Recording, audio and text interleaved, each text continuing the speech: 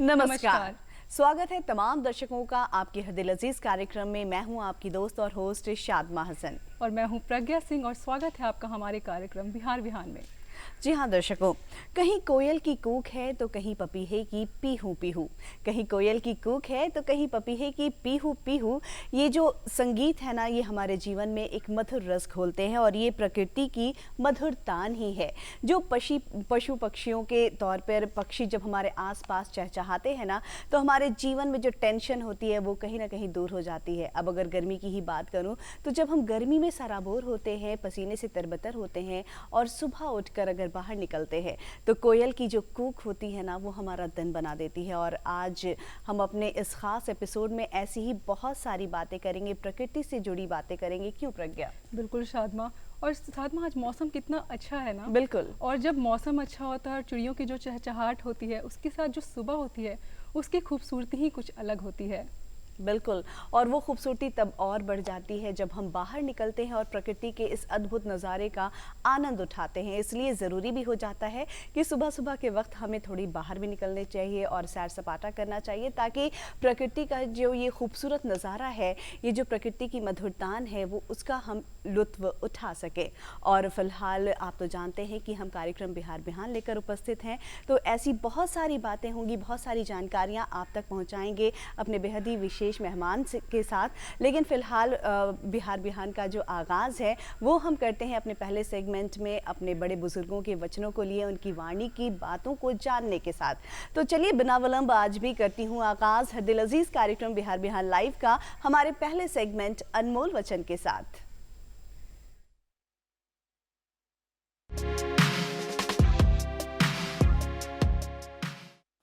महात्मा गांधी ने कहा था, जब मैं सूर्यास्त और चंद्रमा के सौंदर्य की प्रशंसा करता हूं, मेरी आत्मा उसके निर्माता के पूजा के लिए विस्तृत हो उठती है।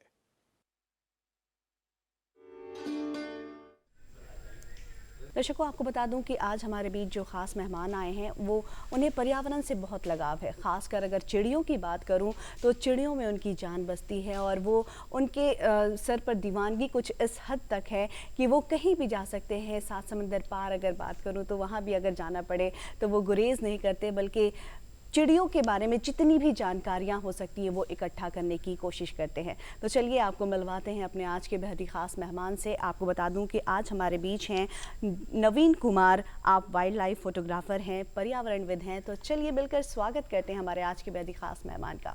बहुत बहुत स्वागत है सर आपका हमारे विशेष कार्यक्रम बिहार बिहार लाइव में। नमस्कार। बहुत बहुत स्वागत है सर आपका। दर्शकों को भी नमस्कार जी।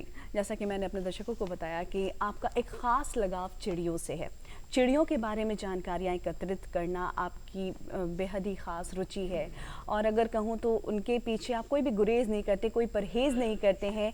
कुछ भी करना हो आपको उनके बारे में जानकारियाँ एकत्रित करना बेहद ही अच्छा लगता है। बहुत अच्छी यात्रा जो है, जो जर्नी है, वो भी मैं अपने दर्शकों को बताऊँगी। लेकिन जो पहला सवाल है, जो कार्यक्रम का आगाज़ है, वो मैं ये करना चाहूँगी। पक्षी, चिड़िया, खासकर अगर बात करूं, वर्तमान की अगर बात करूं, बदलते परिवेश की बात करूं, इस बदलते परिवेश में बहुत कुछ बदला है, बहुत कुछ ऐसी चीज़ें घटित हुई हैं जो शायद नहीं होनी चाहिए थी, लेकिन वो हो गई। और ऐसे में क्या कुछ इम्पैक्ट पड़ा है चिड़ियों पर? अगर बात करूं हमारे बिहार की, तो बहुत से ऐसे माइग्रेटेड बर्ड्स भी हैं जो आते हैं जिनके बारे में हम नहीं कुछ जानते हैं। तो चाहूँगी कि आज हमारे इस खास कार्यक्रम के माध्यम से आप वो तमाम जानकारियां हमें और हमारे दर्शकों को दें। बात करते हैं चिड़ियों से, शुरुआत करते हैं। नन्ही मुन्नी चिड़ियाँ जब हमारे आसपास होती हैं, हमारा दिन बनाती हैं, लेकिन वर्तमान के परिप्रेक्ष्य की अगर बात की जाए तो क्या कहना चाहेंगे आप? मैडम, बिहार राज्य भी चिड़ियों के मामले में काफ़ी समृद्ध है। अभी तक तो बिहार के इसमें लोग नहीं जानते हैं कि यहाँ पक्षी की भी इतनी डाइवर्सिटी है। लेकिन जब हम लोगों ने काम करना शुरू किया और जब इसका डॉक्यूमेंट करने लगे तो हम लोगों ने पाया कि करीब 425 तरह के पक्षी जो है सो हमारे राज्य में आते हैं। क्या बात और है? हिंदुस्तान में अगर बात कर लें तो 1350 के करीब हिंदुस्तान में पक्षी आते हैं। तो ऑलमोस्ट 35-38% पक्षी जो हिंदुस्तान में मिलते हैं उसमें एक बड़ा हिस्सा हमारे राज्य में भी मिलता है।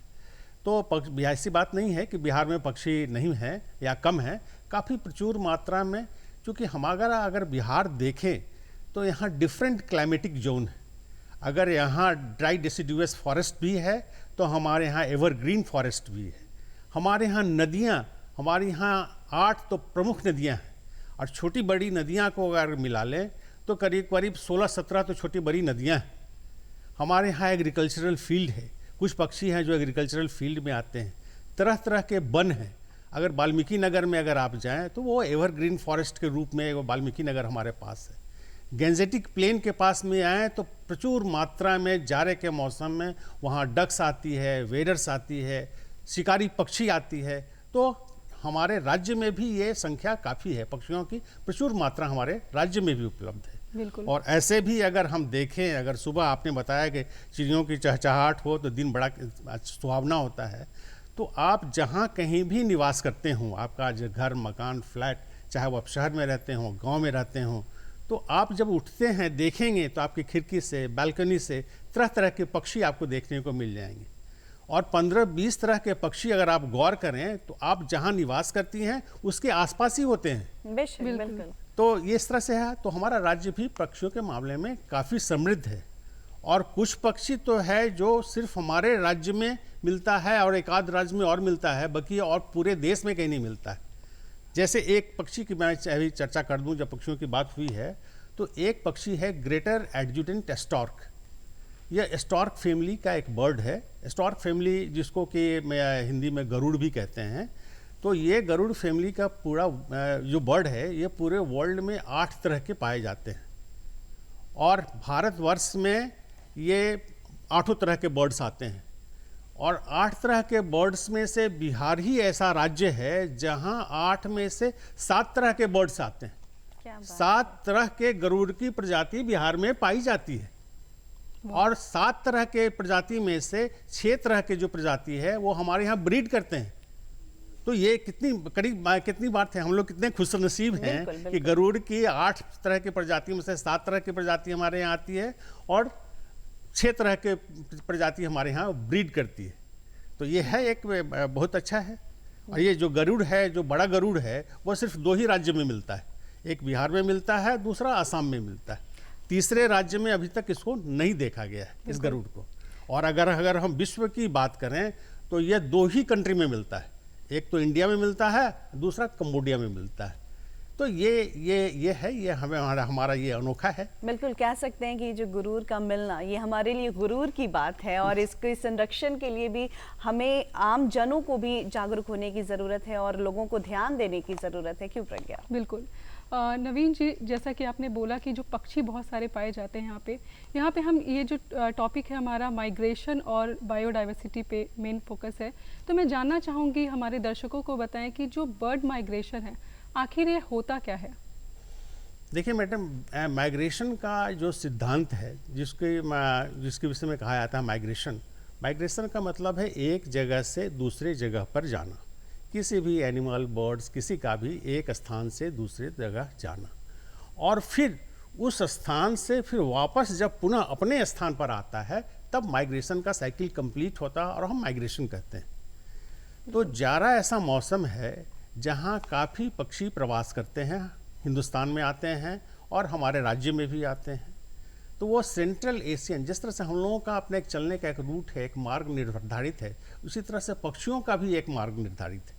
और अभी तक के खोज में ये पाया गया है कि जो पक्षी एक जगह से दूसरे जगह आते जाते हैं, इसका 9 तरह का 9 रूट है, और उसको कहते हैं फ्लाईवेज। पूरे वर्ल्ड में 9 फ्लाईवेज है, और जिसके थ्रू पक्षियों का आना जाना होता रहता है। तो जाड़े के मौसम में जो पक्षी आते हैं वो अधिकांश आते हैं सेंट्रल एशियन फ्लाईवेज के थ्रू, और अलग अलग मौसम में अलग अलग फ्लाईवेज का भी इस्तेमाल करके पक्षी आते हैं। तो अगर ये तो जाड़े के मौसम में है, और जो सेंट्रल एशियन फ्लाईवेज के थ्रू जो पक्षी आते हैं उसमें करीब करीब 185 तरह के पक्षी आते हैं सेंट्रल एशियन फ्लाईवेज के थ्रू। और जाड़े के मौसम में अगर हम अपना देखें तो झील, नदी, तालाब, वृक्ष, इवन दो अपने खेत खलिहान में भी देखेंगे तरह तरह के अनोखे कलरफुल पक्षी मिलेंगे। अलग तरह की बोली बोलने वाला, बहुत ही मीठी बोलने वाला भी पक्षी मिलेंगे। तो ये तो है जाड़े के मौसम में। लेकिन एक जाड़ा ही मौसम नहीं है जहाँ पक्षियों का माइग्रेशन होता है। ये बात सही है कि और मौसम में कम होता है, लेकिन और मौसम में भी होता है। जैसे आज हम लोग गर्मी के मौसम की बात करेंगे तो गर्मी तो ऐसा मौसम है जिसमें लोग ये सोच भी कल्पना भी नहीं कर सकते हैं कि पक्षियों का आगमन हमारे राज्य में दूसरे देश से होता है। ये सारे लोगों को पता नहीं होगा, या मैं बोल जब रहा हूँ तो कुछ लोग कहेंगे भी कि यह क्या बात आप कर रहे हैं कि गर्मी के मौसम में तो पक्षी यहाँ से जाने लगते हैं, आने की बात कहाँ से है। लेकिन नहीं, गर्मी का मौसम में भी हमारे यहाँ पक्षियों का आगमन होता है, हमारे देश में भी होता है और हमारे राज्य में भी होता है। अभी तक तो हमारे राज्य में जो देखा गया है, जो मेरा अपना पर्सनल स्टडी है, उससे हमने देखा है करीब 20-25 तरह के पक्षी हैं जो गर्मी के मौसम में माइग्रेट करके हमारे राज्य में आते हैं। क्या बात है। और हिंदुस्तान में अभी हमारे स्टेट में पूरा काम नहीं हुआ है। एक राजस्थान की मैं बात बताता हूँ। राजस्थान गवर्नमेंट ने डॉक्यूमेंट किया है कि उनके यहाँ गर्मी में कितने पक्षी मौजूद होते हैं। तो वहाँ जो उनका स्टडी फोकस था भरतपुर बर्ड सेंचुरी पर, तो वहाँ पर उन्होंने देखा कि करीब 167 तरह के पक्षी तो गर्मी में उनके यहाँ निवास करते हैं, और जिसमें 55 तरह के पक्षी हैं जो गर्मी के मौसम में वहाँ अंडा बच्चा देते हैं। हमारे राज्य में भी इस तरह की काम होनी चाहिए। शुरुआत हो गई है, हमारे फॉरेस्ट डिपार्टमेंट इस काम की शुरुआत किए हैं। अभी हम लोग विंटर बर्ड्स का काउंटिंग कर रहे हैं। हो सकता है आने वाले दिनों में हम लोग समर बर्ड्स का भी काउंट करें।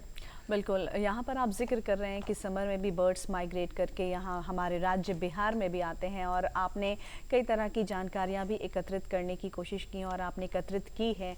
तो मैं चाहूँगी कि आप बताएं हमें कि कहाँ से वो बर्ड्स आते हैं, और समर में जो माइग्रेटेड बर्ड्स होते हैं उनके बारे में आप हमें जानकारी दें।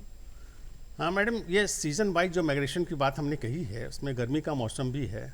अब ये गर्मी का मौसम अपने में बड़ा अनोखा मौसम है। अच्छा, गर्मी होता क्यों है, गर्मी का मौसम आता क्यों है? जी हाँ, हमेशा एक ही जैसा अच्छा मौसम बना रहे, शीत मौसम बना रहे, या ऑटम सीजन बना रहे जहाँ ज़्यादा ना गर्मी हो ना बरसात हो, अगर तो ऐसा मौसम बना रहे। लेकिन ऐसा होता नहीं है, क्योंकि हम जानते हैं, अगर थोड़ा सी भूगोल की मैं बात करता हूँ, कि पृथ्वी जो है वो अपने एक्सिस पर घूमती है, और दूसरा पृथ्वी जो है सो सूर्य के चारों तरफ घूमती है।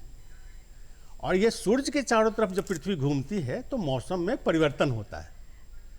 तो इसी तरह से कभी गर्मी, ऐसे एक में हमने एक छोटा सा एक एग्जाम्पल यहाँ पे दिया है। ये अगर कैमरामैन इसको फोकस करें तो ये देखें, अगर यहाँ पर ये सन है और ये अर्थ है, तो अर्थ जो है सो मूव करती है, इस तरह से वो मूव करती है सूर्य के चारों की तरफ। तो इससे होता क्या है कि मौसम में परिवर्तन होता है। और दूसरा है कि जो पृथ्वी जो है वो अपने एक्सिस पर घूमने के साथ साथ ही वो अपना एक्सिस पर सेंट्रली नहीं घूमती है, वो एक्सिस पर भी टिल्ट होकर घूमती है। बिल्कुल, वो 23.5 डिग्री वो टिल्ट किया हुआ है उसका एक्सिस पृथ्वी का। जिससे होता क्या है कि कभी कभी जो दोनों पोल है, उत्तरी ध्रुव और दक्षिणी ध्रुव, ये भी कुछ समय के लिए सूर्य की रोशनी में एक्सपोज्ड होता है। कि बिल्कुल ही अगर सूर्य की रोशनी में नहीं आए तो वहाँ का कोई जीवन ही नहीं होगा। तो सूर्य जीवन होने के लिए, कहीं भी कोई लाइव होने के लिए, कि सूर्य का प्रकाश बहुत आवश्यक है। तो खैर अभी तो बात ये भूगोल की बात छोड़ें, अब पक्षियों की बात हम कर रहे थे। तो गर्मी के मौसम में जो पक्षी हमारे यहाँ हमारे राज्य में जो आते हैं, प्रचुरता से आते हैं। जैसे आपने शुरुआत ही किया था कोयल की कूक से। यस, कोयल जो पक्षी जो है वो गर्मी के मौसम में हमारे राज्य में आती है, हमारे देश में आती है। और कोयल के तो जब गर्मी का मौसम होता है, जो अप्रैल से शुरू होता है और मई और जून तक रहता है, तो चारों तरफ आपको कोयल की कूक सुनाई पड़ेगी। चाहे वो आम का बगीचा हो, खेत हो, खलिहान हो, आसपास का क्षेत्र हो, तो सुबह में आपको या शाम में या दिन में, कभी कभी तो शाम रात में भी में आपको कोयल की कूक जो है सो सुनाई पड़ेगी। तो ये कोयल पक्षी जो है ये आता है खासकर गर्मी के मौसम में। ये दूसरे मौसम में नहीं आता है, ये गर्मी के मौसम में आता है। और आता कहाँ से है? तो ये आता है साउथ ईस्ट एशिया से। तो मैं जो भी फ्लाईवेज की बात कर रहा था, तो पहला फ्लाईवेज तो है सेंट्रल एशियन फ्लाईवेज। इसके अलावा हिंदुस्तान में 2 और फ्लाईवेज है जिसके थ्रू पक्षियों का आगमन होता है। तो एक जो है सो पूरब की दिशा से आता है फ्लाईवेज है, और दूसरा जो है सो पश्चिम की दिशा से फ्लाईवेज है। तो पूरब की दिशा से जो फ्लाईवेज है उसे हम कहते हैं eastern Asian and Australian flyways. और जो पश्चिम के दिशा से जो पक्षी आते हैं वो West Asia and East Africa flyways. तो ये दोनों फ्लाईवेज का इस्तेमाल कर गर्मी के मौसम में पक्षी हमारे देश में और हमारे राज्य में आते हैं। तो ये कोयल पक्षी जो है वो साउथ ईस्ट एशिया से माइग्रेट करके वो हमारे राज्य में आते हैं, देश में भी आते हैं और हमारे राज्य में भी आते हैं। जो कोयल की बात करें जी, तो ये कोयल है वहाँ। दूसरा जो पक्षी है वो है यूरेशियन ओरियल, गोल्डन ओरियल। अब ये पक्षी तो मैंने बताया कि साउथ ईस्ट एशिया से के तरफ से माइग्रेट करके आते हैं। और ये जो है यूरेशियन गोल्डन ओरियल जो है ये आता है वेस्टर्न डायरेक्शन से, मतलब अफ्रीका के तरफ का जो West Asia and Africa flyways है उसके थ्रू माइग्रेट करके ये हमारे राज्य में आता है।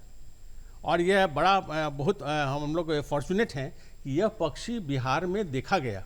और मैं जब राजेंद्र नगर में एक स्विमिंग पूल था, बिहार टूरिज्म उसको चलाता था, अब वो स्विमिंग पूल चला गया है कल्चरल डिपार्टमेंट के पास, तो वहाँ एक दरख्त पर, एक पेड़ पर मैंने यूरेशियन गोल्डन ओरियल को वहाँ देखा और वो उसका वहाँ चित्र लिया। और जो पुस्तक बिहार बर्ड्स की जो पुस्तक बिहार सरकार ने जो प्रकाशित की है उसमें यह चित्र प्रकाशित भी हुआ है।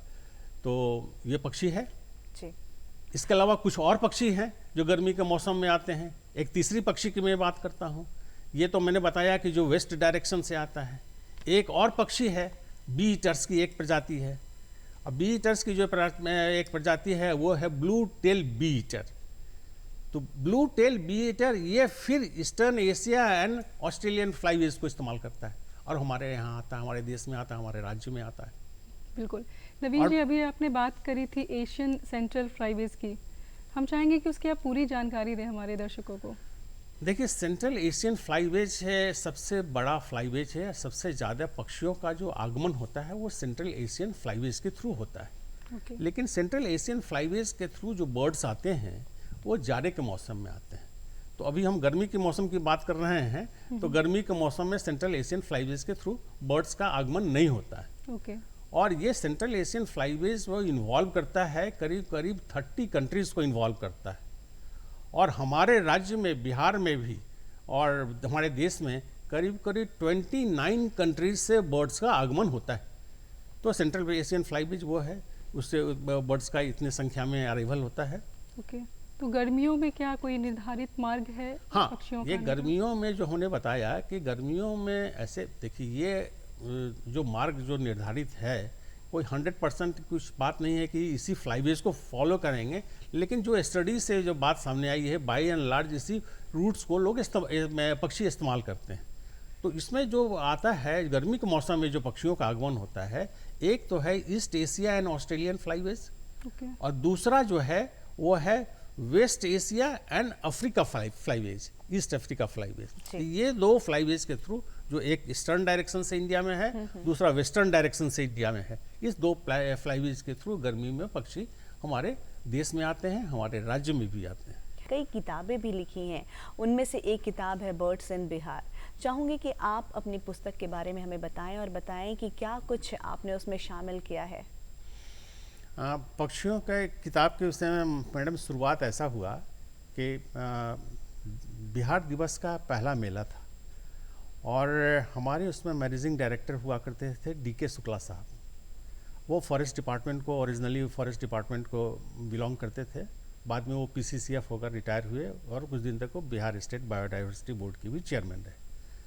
तो DK शुक्ला साहब जानते थे कि पक्षियों के विषय में हम कुछ काम करते हैं, तो उनका विचार हुआ कि इस बार जो बिहार दिवस का जो पहला मेला है तो हम लोग पक्षियों के संबंध में जानकारी दें, क्योंकि अभी तक इसकी कोई जानकारी अधिकृत रूप से आम जन को नहीं हुई है। तो उन्होंने कहा कि पक्षियों का आपके पास संकलन है, चित्र है, तो एक हम लोग पक्षियों की जानकारी इस बार बिहार दिवस के मेला में दें। तो मैं तैयारी करना शुरू कर दिया। तो मेरे पास करीब 250-300 तरह के पक्षियों का चित्र उस समय मौजूद था। तो हम लोगों ने उसको बड़ा साइज में प्रिंट कराया और करीब 7-8 हज़ार स्क्वायर फीट के एरिया में एक बर्ड्स का गैलरी हम लोगों ने लगाया। तो ये बिहार में पहली बार हुई थी कि जब चिड़ियों की एक प्रदर्शनी, फोटो की प्रदर्शनी एक लगी। तो काफ़ी जगह से लोग आए, बहुत सारे लोग देखे इसको, नया चीज़ उनको मिला। और ख़ासकर जो स्कूल और कॉलेज के जो विद्यार्थी थे उनमें एक बड़ी अभिरुचि जगी, और पक्षियों को उन्होंने तरह तरह के पक्षियों को देखा। और स्कूल कॉलेज के जो कुछ प्रोफेसर थे, टीचर थे, उन लोगों को भी बड़ा अच्छा लगा कि भाई वो तो पढ़ाते थे अपने स्टूडेंट को, और आज उनको वो देखने का मौका मिला इतने तरह के वैरायटी को। तो ये बात हो गई। इसके बाद हुआ कि ये तो ठीक है, अभी हम लोग ने प्रदर्शनी लगाया, अब एक किताब भी होना चाहिए जो बिहार के सरकार के पास हो, बिहार गवर्नमेंट के पास हो, जो पक्षियों की किताब हो। तो मुझे जिम्मेवारी सौंपी गई कि आपके पास काफ़ी पक्षियों का है संकलन है, तो आप इसको, और आपने अभी लगाया भी है प्रदर्शनी, तो आप एक किताब इसको लिपिबद्ध करें और फोटोग्राफ के साथ एक इसका डमी तैयार करें। तो मैंने एक डमी तैयार किया, और डमी तैयार करने के बाद वो फिर उसमें फॉरेस्ट सेक्रेटरी थे दीपक सिंह साहब। फिर हुआ कि भाई इसको, यहाँ RK सिन्हा साहब हैं जो डॉल्फिन पे काफ़ी काम करते हैं, और डॉल्फिन के वो लब्ध प्रतिष्ठित व्यक्ति हैं, पूरे विश्व उनको जानता है, जो गैंजेटिक डॉल्फिन पर वो काम करती है।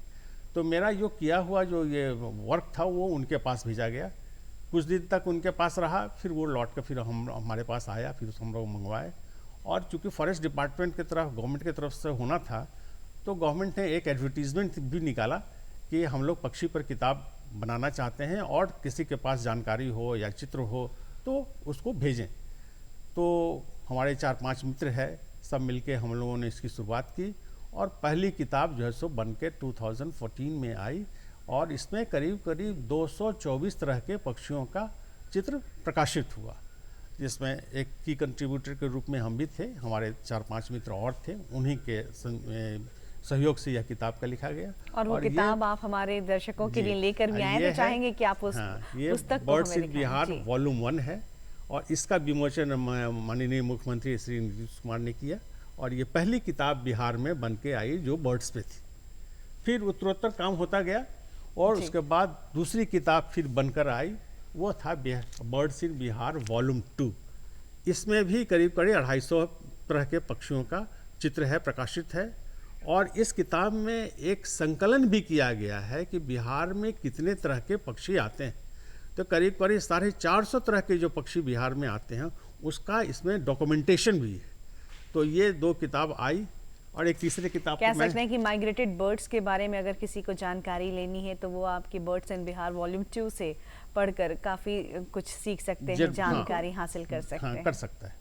नवीन जी, जैसा कि आपने इतने बुक्स लिखे हैं, और ये दिखाता है कि जो वाइल्ड लाइफ फोटोग्राफी है वो काफ़ी इम्पॉर्टेंट होती है किसी भी पक्षी या जंतु के बारे में जानकारी लेने के लिए।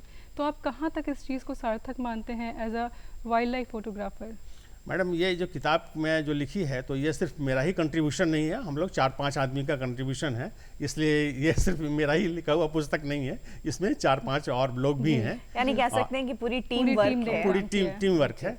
बट वाइल्ड लाइफ फोटोग्राफी और जंगलों में रहने वाइल्ड लाइफ फोटोग्राफी, और मुझे लगता है प्रज्ञा कि वाइल्ड लाइफ फोटोग्राफी किसी अकेले की बात भी नहीं है, वो पूरी टीम की जो मेहनत है, अथक प्रयास, उससे ही हमें सफलता प्राप्त हो सकती है। क्योंकि फोटोग्राफी एक अलग चीज़ है। अगर आप नॉर्मल फोटोग्राफी की बात करें तो वहाँ आपको पोज देने के लिए बहुत लोग मिल जाएंगे, लेकिन वाइल्ड लाइफ फोटोग्राफी ये कहीं ना कहीं चैलेंजिंग भरा है, और काफ़ी कुछ इसमें है जो टीम के साथ ही हम अचीव कर सकते हैं।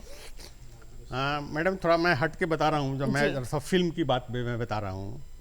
एक पिक्चर आई 3 इडियट्स, और 3 इडियट्स में फरहान कुरैशी जो वाइल्ड लाइफ फोटोग्राफी में हुआ है, उन्होंने काफ़ी इंस्पायर किया युवा पीढ़ियों को, और काफ़ी लोग वाइल्ड लाइफ फोटोग्राफी की तरफ से आए। और फरहान कुरैशी तो उस फिल्म में उनको मौका मिल गया कि आंद्रे इस्तवान से मिल गया कि वो गए और रेन फॉरेस्ट में फोटोग्राफी किए, और इससे प्रेरित होकर बहुत सारे लोग जो है वाइल्ड लाइफ फोटोग्राफी की तरफ रुचि रखने लगे और उतरने लगे। ये बात सही है, रियल लाइफ में और रील में थोड़ा अंतर होता है, लेकिन वाइल्ड लाइफ फोटोग्राफी एक चैलेंज भरा फोटोग्राफी है, और इसमें पेशेंस की सबसे ज़्यादा ज़रूरत है। तो फोटोग्राफी में एक तो है कि सबसे पहले आपको कैमरा पर कंट्रोल होना चाहिए, कैमरा की भी जितनी सेटिंग्स है उसकी अच्छी जानकारी होनी चाहिए। और दूसरा है कि अगर आप वाइल्ड लाइफ में फोटोग्राफी करते हैं तो सबसे ज़्यादा ज़रूरत जो है वो पेशेंस का है, और थोड़ी जानकारी एनिमल्स का, बर्ड्स के बिहेवियर के समय में भी थोड़ी बहुत जानकारी होनी चाहिए। बिल्कुल।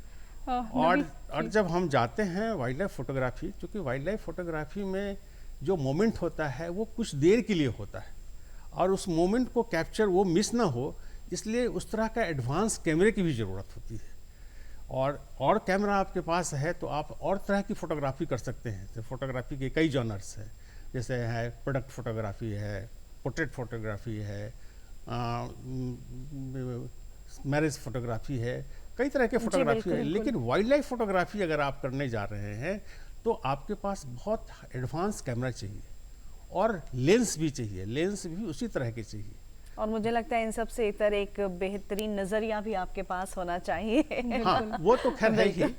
तो अब है कि अगर करते हैं तो आपके पास कैमरा भी 2-3 तरह का कैमरा होना चाहिए। एक तो फुल फ्रेम कैमरा होना चाहिए, एक क्रॉप सेंसर वाला भी एडवांस कैमरा होना चाहिए, क्योंकि अगर कोई जानवर दूर पे बैठा हुआ है तो फुल फ्रेम कैमरा का अप्रोच क्रॉप सेंसर से कम होता है। तो एक फुल फ्रेम कैमरा के साथ साथ एक क्रॉप वाला कैमरा भी होना चाहिए।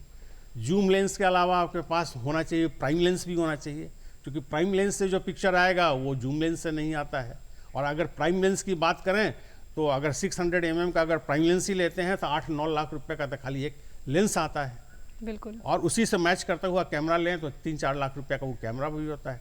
बिल्कुल। तो ये वाइल्ड लाइफ फोटोग्राफी तो चैलेंज तो है ही, साथ साथ बहुत कॉस्टली अफेयर्स जी। और इसमें सक्सेस का ये भी मैं डिस्करेज नहीं कर रहा हूँ, इसमें सक्सेस का रेट भी बहुत कम। आप अपने शौक के लिए अगर करते हैं तो बहुत अच्छा है, लेकिन एज ए प्रोफेशन आप अडॉप्ट करते हैं तो मैं बहुत कम एडवाइस करता हूँ लोगों को कि एज ए प्रोफेशन ये करें, क्योंकि इसमें खर्च बहुत ज़्यादा है।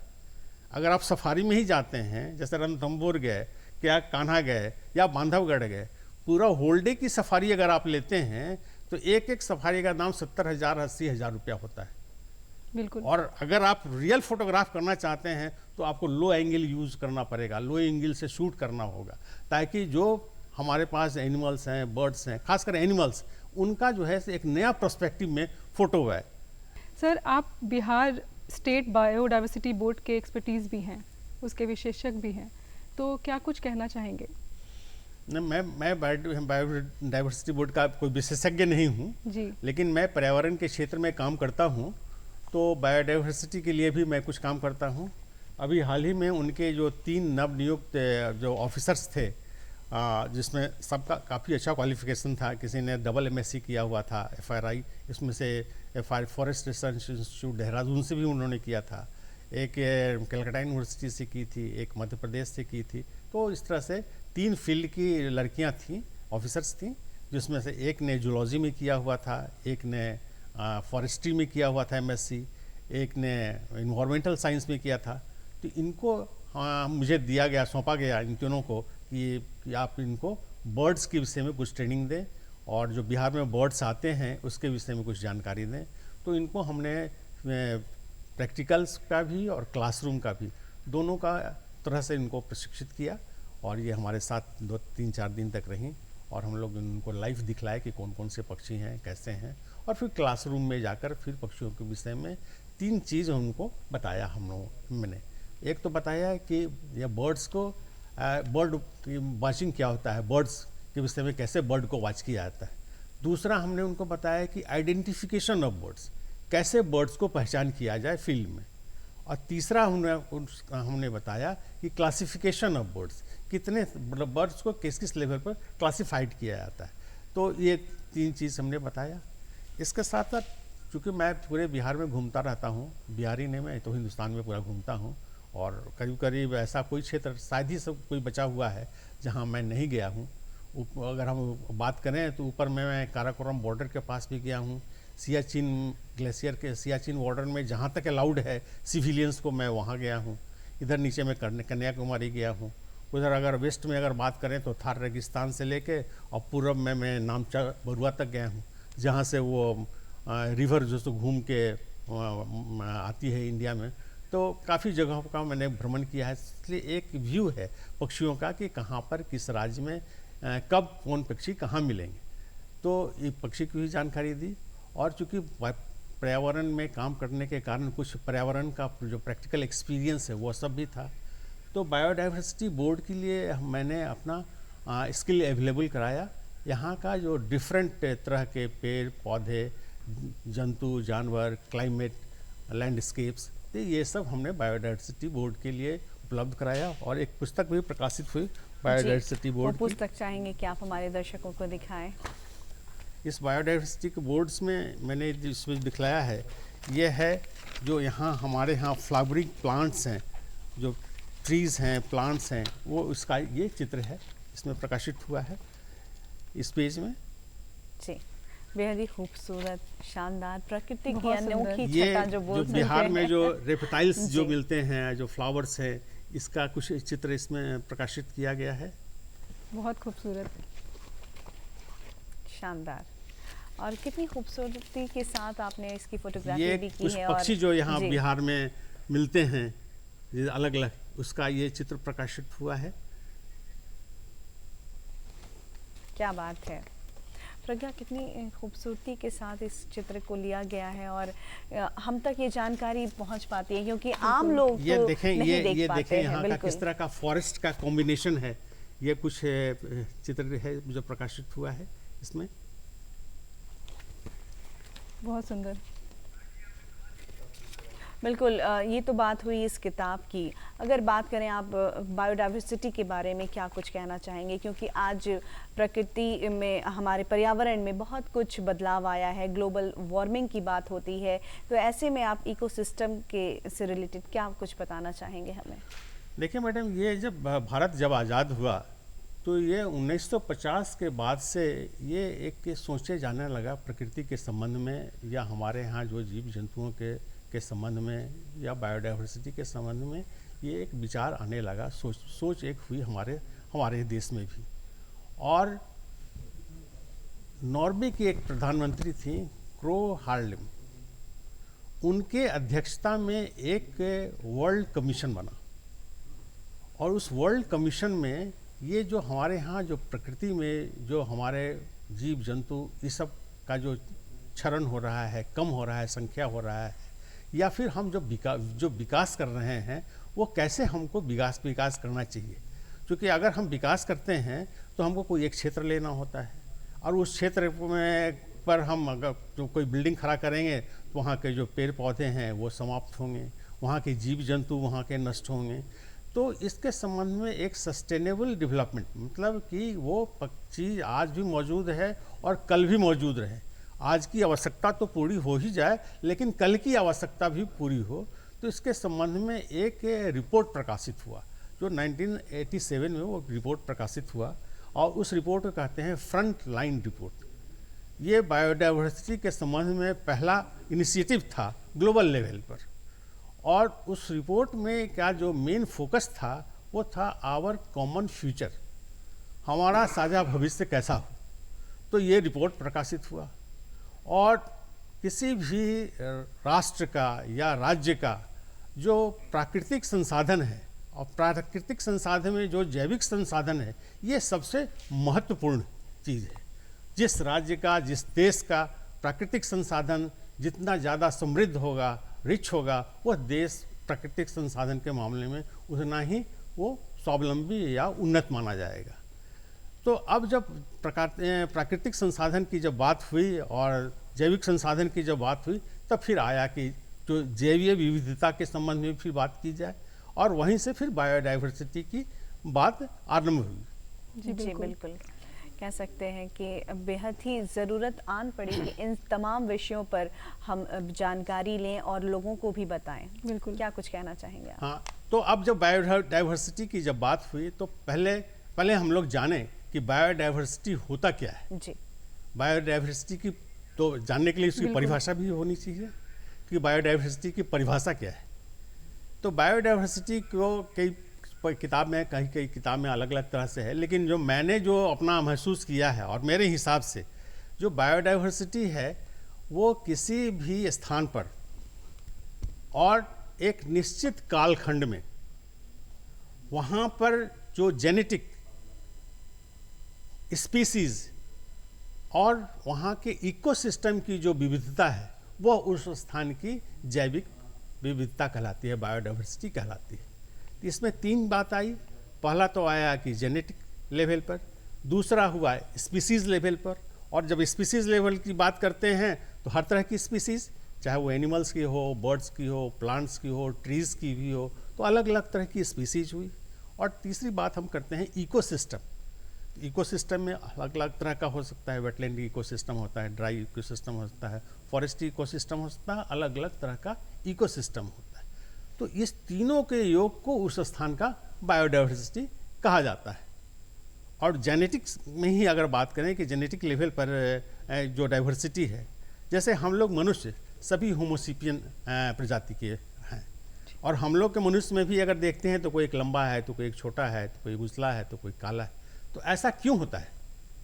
ऐसा इसलिए होता है कि हमारे माता पिता अलग अलग हैं, उनके माता पिता अलग अलग हैं, और माता पिता के गुण को, लक्षण को, जो संरचना अगली पीढ़ी तक ले जाती है, उसको हम जीन्स कहते हैं।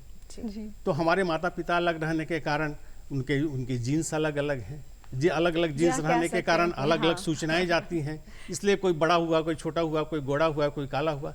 इसी तरह से है, और चीज़ में भी है, पेड़ पौधों में भी है, पशु पक्षियों में भी है।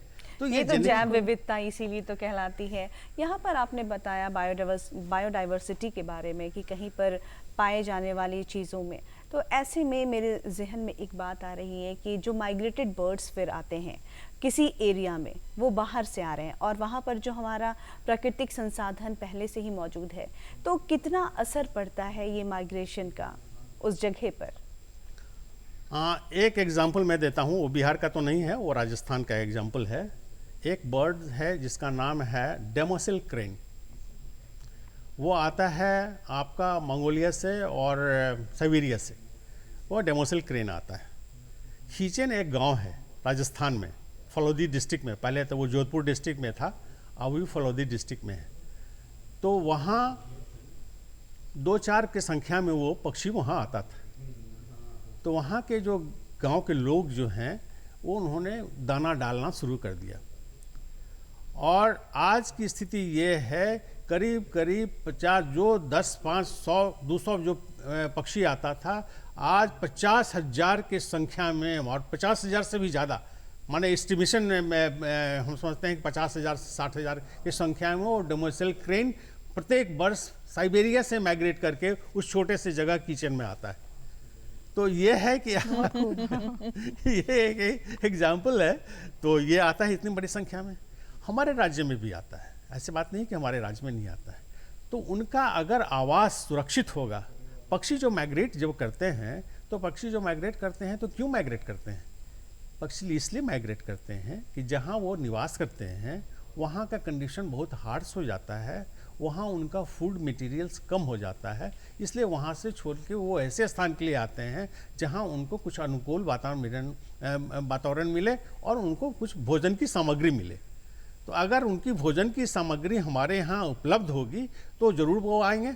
और हमारे यहाँ अभी हाल ही के देखिए एक करंट एग्जाम्पल है, हमारे यहाँ ये राजधानी जलाशय, इसके लिए मैं धन्यवाद देना चाहूँगा दीपक सिंह साहब का, वो सेक्रेटरी फॉरेस्ट थे, और उन्हीं के प्रयास से ये, और अरविंद मिश्रा, ये दो के प्रयास से समझा जाए, या हमारे पूरे राज्य या फॉरेस्ट डिपार्टमेंट के प्रयास से ये राजधानी जलाशय बना। बिल्कुल। राजधानी जलाशय में पिछले बार आया बैकाल टील। बैकाल लेक जो है वो साइबेरिया में है, और ये पक्षी बहुत कम जगह पर देखने को मिलता है। इवन दो कि जो भरतपुर जहाँ हम कहते हैं कितनी पक्षी आती है, या हम चिल्का लेक कहते हैं जहाँ बहुत ज़्यादा पक्षी आती है, या गजाल डोभा जहाँ काफ़ी बतखों का झुंड आता है, वहाँ ये पक्षी नहीं आया, कई सालों से नहीं आया। भरतपुर का जो रिकॉर्ड मैंने देखा तो बोला कि हमारे यहाँ 20 साल से ये बैकाल टील नहीं आया है, और हमारे यहाँ आ गया है राजधानी जलाशय पिछले साल। तो अनुकूल वातावरण मिला और भोजन की सामग्री मिली, तो कहाँ साइबेरिया से माइग्रेट करके ये पक्षी पहली बार बिहार में आया। बिल्कुल, मतलब कह सकते हैं कि जो आपका जो सेवा काल है वो पर्यटन के क्षेत्र में काफ़ी लंबा रहा है, और आपने बहुत करीब से पशु पक्षियों को देखा है। क्या कुछ कहना चाहेंगे आपकी इस कार्यकाल के बारे में? चूंकि वक्त की कमी है तो चाहेंगे कि चलते चलते क्या कुछ संदेश देना चाहेंगे आप हमारे दर्शकों को? हमारे सेवा काल की जब बात बताई है तो एक महत्वपूर्ण घटना मैं बताता हूँ। दुनिया में ना दो ट्रैवल इंडस्ट्री का बहुत बड़ा फेयर होता है। एक होता है WTM London, world travel mart London, और दूसरा है ITB बर्लिन। ये दो विश्व में पर्यटन यात्रा व्यापार का सबसे बड़ा मेला होता है।